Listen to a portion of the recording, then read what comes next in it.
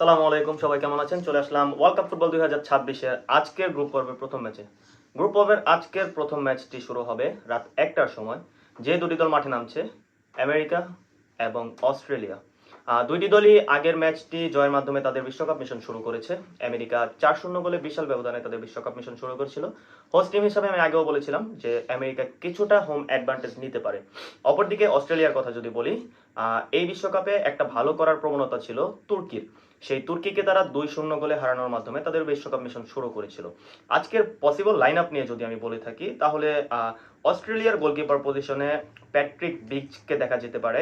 Left back হয়তো 5 back পজিশনে তারা খেলে থাকবে। লেফট ব্যাক পজিশনে জর্ডান বস এবং রাইট ব্যাক পজিশনে জ্যাকব ইতালিয়ানোকে দেখা যেতে পারে। সেন্টার ব্যাক পজিশনে তাদের দলের ক্যাপ্টেন স্কুটার, যাকে জায়ান্ট স্কুটার বলা হয়, তাকে দেখা যেতে পারে। এবং আরেকটা সেন্টার ব্যাক ডুও হিসেবে ক্যামেরন বার্গাস এবং অ্যালেসান্ড্রো সাটিকে দেখা যেতে পারে। যদি আমি মিডফিল্ডের কথা বলি, অস্ট্রেলিয়ার মিডফিল্ড অনেকটা সমৃদ্ধ, কারণ যদিও এশিয়ান টিম নয়, তবে এশিয়ান কোয়ালিফিকেশন খেলার মাধ্যমে তারা বিশ্বকাপ খেলে থাকে। অতএব এশিয়ান টিমগুলোর বিপক্ষে তাদের গোল স্কোরিং ক্যাপাবিলিটি সবকিছু অন্যান্য টিমের থেকে ভালো। মিডফিল্ডে পাউল ও এংস্টলারকে দেখা যেতে পারে এইডেন ওনিলের সাথে ডুও হিসেবে, এবং রাইট উইং পজিশনে লেইকিকে এবং লেফট উইং পজিশনে নিশহানকে দেখা যেতে পারে, এবং সেন্টার ফরওয়ার্ড পজিশনে মোহাম্মদ তৌরেকে দেখা যেতে পারে অস্ট্রেলিয়ার স্কোয়াডে, যদি এরকম ফরমেশনে খেলে থাকে যে একটা সেন্টার ফরওয়ার্ড ফরমেশনে খেলবে। অপরদিকে আমেরিকার কথা যদি বলি, হোস্ট টিম হিসেবে আমেরিকা খুবই ভালো করেছে, যেটা স্বাভাবিক হওয়ার কথা ছিল। তারা লাস্ট ম্যাচ 4-0 গোলে বিশাল ব্যবধানে একটি ম্যাচ দিয়ে জয় দিয়ে শুরু করেছিল।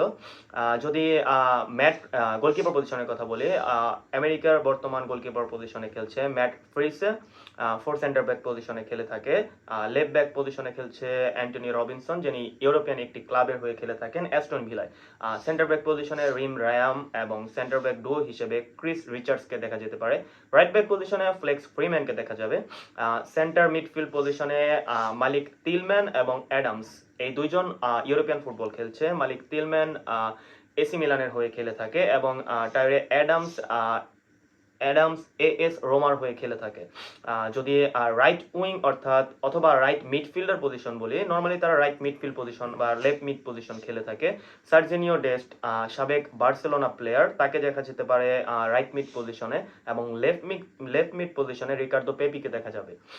অ্যাটাকিং মিডের কথা বললে সাবেক জুভেন্টাস প্লেয়ার ম্যাকিনিকে দেখা যেতে পারে, এবং স্ট্রাইকার পজিশনে বালগুনকে দেখা যাবে আমেরিকার। আজকের ম্যাচটি হাড্ডাহাড্ডি একটি লড়াই হবে, আমি যতটুকু মনে করছি। আপনারা আপনাদের মতামত জানাতে পারেন আমাদের YouTube channel sports zone live পিডিতে। আজকের ম্যাচের প্রেডিকশন নিয়ে যদি কথা বলি, তাহলে আমেরিকা কিছুটা এগিয়ে থাকবে অস্ট্রেলিয়ার তুলনায়। তবে মাঠের খেলায় যে কোনো দল জিততে পারে। কাগজে কলমে কোনো দল এগিয়ে থাকলেও মাঠের পারফরমেন্সটা ম্যাটার করে, কোন দল আজকে জিততে পারবে এবং হেরে যাবে। সেই ক্ষেত্রে আজকের ম্যাচের আমার প্রেডিকশন থাকবে আমেরিকা 2, অস্ট্রেলিয়া 1। আপনারা আপনাদের মতামত জানাতে পারেন আমাদের ইউটিউব চ্যানেল এবং ফেসবুকের মাধ্যমে। Thank you very much. আসসালামু আলাইকুম।